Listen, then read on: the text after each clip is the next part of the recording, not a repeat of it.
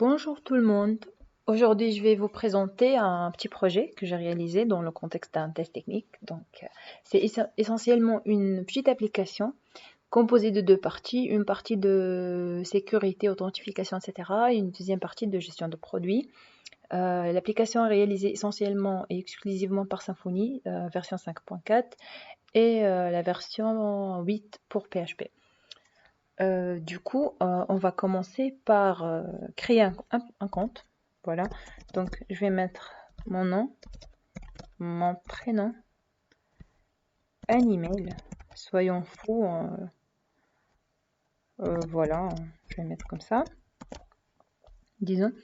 Et un mot de passe. Donc, si je clique pour valider le formulaire et j'ai pas rempli tous les champs, j'ai toujours ce petit message pour me rappeler.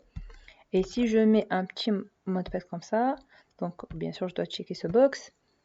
Là, j'ai ce message, Your password should be at least 12 characters. Donc la longueur de notre mot de passe, ça doit être au minimum 12 caractères. Je mets le bon mot de passe. C'est parti. Donc voilà, notre compte est créé. On est connecté. On a le rôle utilisateur, comme vous voyez. Et on a ce petit message pour vérifier notre compte et pour checker nos mails. Donc pour simuler une boîte mail, j'ai utilisé le mail catcher étant un serveur fake juste pour simuler le fonctionnement d'une boîte mail. Le mail catcher tourne dans un conteneur Docker à part. Donc voilà, c'est mon email avec le titre Please confirm your email. Voilà, donc je clique ici pour confirmer mon compte. Et voilà, notre compte est vérifié. Et on est connecté étant donné voilà notre mail avec notre nom et tout, les détails. Donc je vais me déconnecter. On suppose qu'on va créer un compte. Je vais mettre n'importe quoi là. Et on va utiliser le même email. Donc normalement c'est .tn. Et je vais mettre un mot de passe suffisamment long, check le box et c'est parti.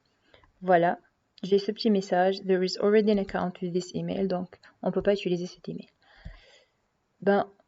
On suppose qu'on a oublié notre mot de passe, donc pour ce faire, on va cliquer sur Forget Password. Donc avant, et on tombe sur ce formulaire, mais avant de continuer, on va juste vérifier la base de données. Je vais rafraîchir. Voilà, donc j'ai la table Reset Password Request où on va mettre tous les requests. On a ça, bon, ça existe déjà. Donc voilà le formulaire. On va mettre notre email. .tn. On lance. Et voilà, on a ce petit message qu'on a reçu un email avec un lien valide pour 1 heure. Et si on vérifie la base de données, on réfléchit. Voilà, on a un nouveau request ajouté dans la base pour voilà, une demande de changement de mot de passe. Et pour le mail, on a un nouveau mail. Your password reset request. On clique sur le lien. On change le mot de passe. De même, si je mets un mot de passe moins de 12 caractères, j'ai le même message. Et si je mets des mots de passe qui ne matchent pas, j'ai aussi un message d'erreur qui convient. Donc on met le bon mot de passe. Voilà, par exemple. Et on lance. Et pour vérifier que notre demande était traitée, hop, voilà, la ligne est disparue de la base de données. Donc on ouvre notre compte, le mot de passe, voilà. Et si on clique sur Remember Me, notre session va être sauvegardée pour 1 semaine.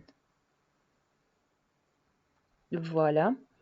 Aussi, on peut changer nos détails, edit user. Là, si je veux changer mon nom, voilà, comme ça. Et je mets test, par exemple. On confirme et hop, on a le nom qui est changé. Voilà, donc c'est pratiquement tout pour la partie gestion de compte. Et maintenant, on passe à la partie gestion de produits. Donc voilà, on clique sur View Product. Alors, chaque utilisateur a sa liste personnelle. Donc, on peut checker notre liste pour commencer. Check your own list. On clique ici. Voilà, essentiellement, puisqu'on n'a pas ajouté aucun produit, du coup, notre liste est vide. On retourne.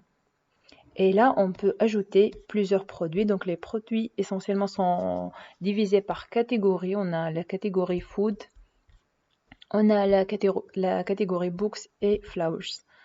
Il y en a pour chaque catégorie 5 exemples. Voilà. Donc, si je vais ajouter par exemple un des produits, par exemple, j'aime les pizzas, donc on va ajouter des pizzas. Voilà, il me dit que your product pizza is added to your personal list. Et je veux ajouter un type de fleur, disons rose. Et voilà. De même, rose est ajouté. Je check ma liste personnelle et voilà, j'ai tous mes éléments.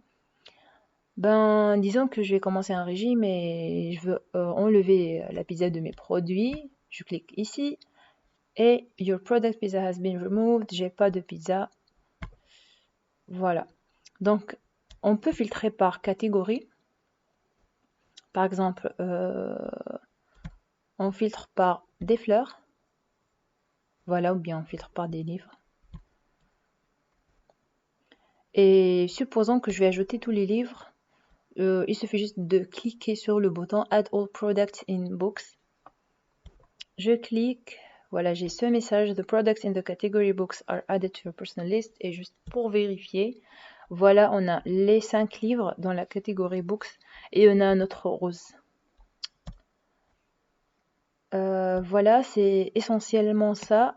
Merci pour votre attention et au revoir.